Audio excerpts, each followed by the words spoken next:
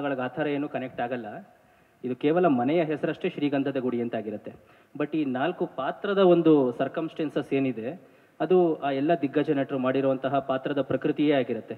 ಉದಾಹರಣೆಗೆ ಮುತ್ತುರಾಜಂದು ತುಂಬ ಸೌಮ್ಯ ಸ್ವಭಾವ, ಇವನು ದಾರಿ ತಪ್ಪಿದ ಮಗ, ಅವನು ಯಾವಾಗಲೂ ರೆಬಲ್ ಸ್ಟಾರು, ಮೂರನೇ ಅವನು. ಕೊನೆ ಅವನು ತುಂಬ ಸಿಂಪಲ್ಲು, 3 ಜನ ಅಣ್ಣಂದ್ರೆ ಚೆನ್ನಾಗಿದ್ರೆ ಸಾಕು ಅನ್ನೋ ಥರ.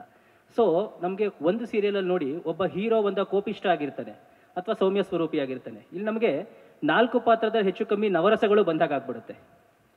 ಕೊನೆಗೆ ಅವಳು ಬಂದು ಆ 4 ಜನನ ಒಂದು ದಾರಿಗೆ ತರ್ತಾಳ. ಅವ್ರು ಹೇಳಿದಾಗೆ ಅಷ್ಟು ಕೊಳಕಾಗಿರೋ ಮನೆಯನ್ನ ಸಸ್ಟೈನಬಲ್ ಮಾಡಬೇಕು ಇಡೀ ದೇಶಕ್ಕೆ ಅಂತ ಹೊರಟಿರ್ತಾಳೆ ಅವಳು. ಬಟ್ ತನ್ನ ಮನೆಯೇ ಆ ಪರಿಸ್ಥಿತಿನಲ್ಲಿರುತ್ತೆ. ಅದನ್ನು ಅವಳು ಸರಿ ಮಾಡ್ತಾಳ ಅನ್ನೋದೇ ಕಥಾಹಂದರ.